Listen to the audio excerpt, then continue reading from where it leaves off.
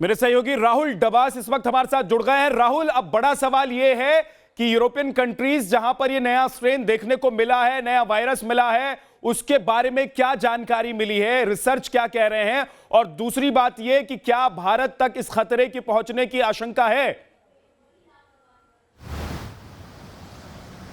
देखिए विद्यानाथ, पहला सवाल ये, यूरोप की कंट्रीज क्या कर रही हैं। अभी तक 3 लेवल का लॉकडाउन होता था ब्रिटेन में, अब चौथे लेवल का लॉकडाउन बाकायदा लिखा गया है और शनिवार को लिखा गया और कल रविवार से उसे लागू कर दिया गया। इसके बाद बाजार तो बंद रहेंगे ही, लेकिन क्रिसमस सेलिब्रेशन भी 3 परिवार मिलकर नहीं कर सकते। अब ब्रिटेन के लिहाज से परिवार का अर्थ है कि माँ बाप अगर शादीशुदा है और बच्चे और बहू शादीशुदा है तो अलग परिवार बना जाएगा, यानी एक परिवार भी एक साथ नहीं रह सकता। ब्रिटेन में इस कदर का लॉकडाउन हो चुका है। उसके अलावा बेल्जियम की बात करें, इटली की बात करें, फ्रांस की बात करें, लग्जमबर्ग की बात करें, ऐसे बहुत सारे देश हैं जिन्होंने ब्रिटेन से आने वाली फ्लाइट पर रोक लगा दी है, जर्मनी को छोड़ करके।